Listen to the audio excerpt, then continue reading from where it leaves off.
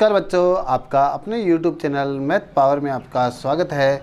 आज हम कक्षा 8 की गणित की कार्यपुस्तिका परखर की कार्यपत्रक 54 को इस वीडियो में हल करेंगे। तो देखिए बच्चों, इसमें कौन सी दक्षता हासिल करनी है।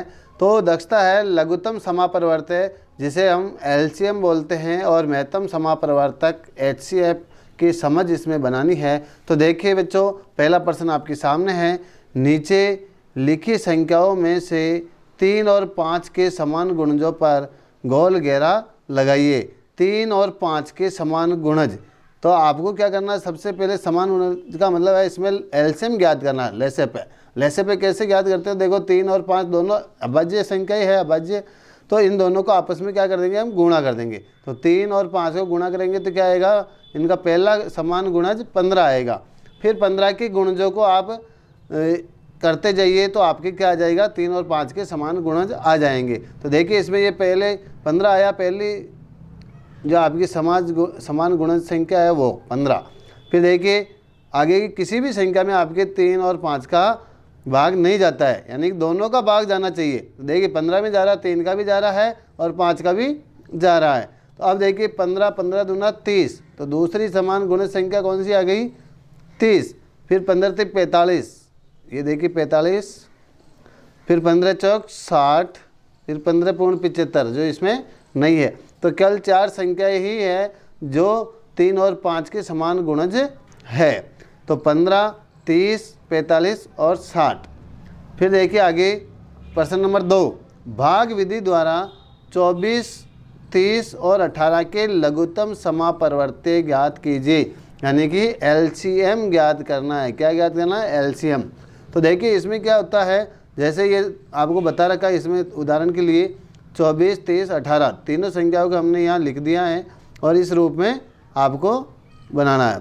फिर देखिए 2 का भाग दिया, 24 में कितनी बार गया, 12 बार, तो ये 12 यहाँ आ गई। फिर 2 का 30 में दिया, कितनी बार गया, 15 बार। फिर 2 का 18 में दिया, 9 बार। अब देखिए इनमें किसका भाग, जब तक 2 का भाग जाता है तो पहले आपको 2 का देना है। तो देखिए 2 का देते हैं, 12 में जा रहा है, 2 छक्की 12, 15 में नहीं जा रहा है, 15 को ऐसे ही उतार दो, 9 में नहीं जा रहा है तो 9 को ऐसे ही उतार दो, जिसमें भाग जाता है उसी में देना है। फिर देखिए 6 में अभी 2 का जा रहा है तो 2 का देंगे हम पहले, 2 तिया 6, 15 में नहीं जा रहा है, 15 को ऐसे ही उतार दो, 9 को भी ऐसे ही उतार दो। फिर अब देखिए इन तीनों में किसका भाग जा रहा है, 3 का। तो अब हम क्या है, सबसे छोटी अभाज्य संख्या का पहले भाग देते हैं। तो देखिए 3 का दिया, 3 एका 3। भाग कब तक देना है, जब तक नीचे शेष 1 नहीं आ जाए, ठीक है, तब तक। फिर देखिए 3 का भाग 15 में दिया 5 बार, 3 पंजो 15। फिर 3 का भाग 9 में दिया तो 3 बार। देखिए अभी सबसे छोटी 3 है तो 3 का देंगे हम, यहाँ 1 का 1, 5 में नहीं जा रहा है, 5 का 5। फिर 3 में देंगे तो 1 बार। अब देखिए इसमें 5 का जाएगा, 5 का देते हैं, 1 का 1, 5 1 का 5 और 1 का 1। इस प्रकार तीनों संख्याओं के नीचे क्या आ गया, आपके 1 1 शेष आ गया। अब आपको क्या करना है, इन सबको यहाँ लिखना है गुणा के रूप में। तो देखिए 2 पहले से लिखा हुआ है, फिर आगे देखिए 2 है, फिर ये 2, फिर गुणा 2, फिर गुणा 3, फिर गुणा 3 और गुणा 5। अब इन सबको गुणा कीजिए तो आपके कितना आएगा, 360। क्या आएगा, 360। देखिए 5 तरी 15, 15 तरी 45, 45 दूना 90, 90 को 2 से करेंगे तो 180, 18 दूना 36, यानी 360। इस प्रकार आपको करना है। फिर देखिए प्रश्न नंबर 3, भाग विधि द्वारा 72 और 48 का लघुत्तम समापरिवर्त्य ज्ञात कीजिए। सेम दूसरे प्रश्न की तरह है। तो इसमें क्या करना, देखिए 2 का भाग दे रखा है इसमें, अब वापस 2 का जा रहा है, मैं 2 का दे रहा हूँ। देखिए 2 1 का 2, बच गया 1, 2 8 16, तो 18, 18 दूना 36। फिर देखिए यहाँ 24 में 12 बार, 12 दूना 24। फिर 2 का जा रहा है, 2 नाम 18 और 2 छक्की 12। फिर 2 का जा रहा है तो 9 का 9 ही है, 9 में नहीं जाता है, पूरा भाग जाना चाहिए ना।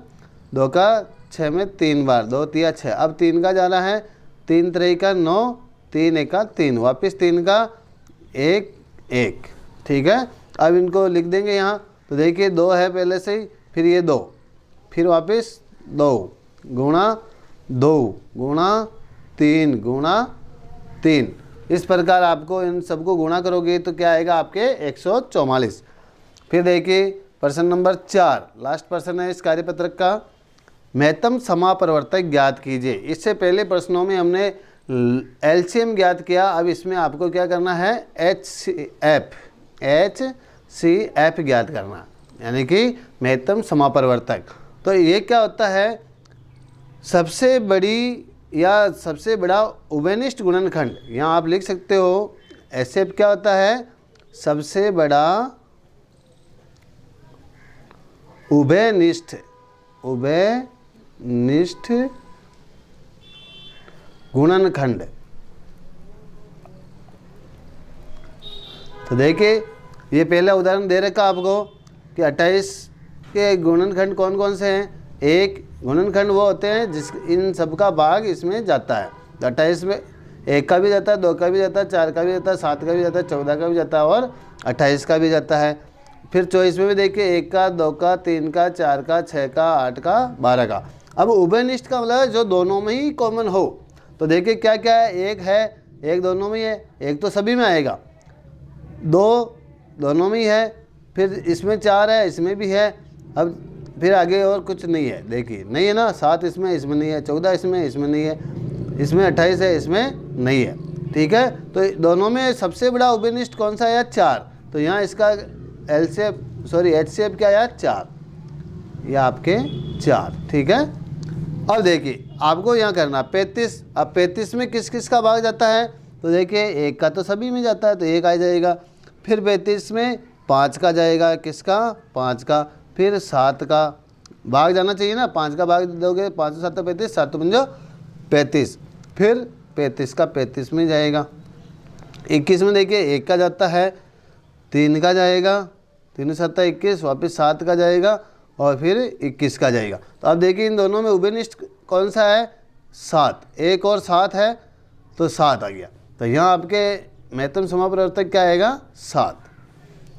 फिर देखिए 40 का करते हैं, तो 40 में 1 का भाग जा रहा है, 2 का जा रहा है, फिर 4 का भी जा रहा है, 4 दाए 40, 5 का 5 8 40, फिर 8 का जाएगा, 5 8 40, 10 का जाएगा, 10 चौक 40, 20 का जाएगा, 20 दूना 40 और 40 का जाएगा, 40 से कम 40।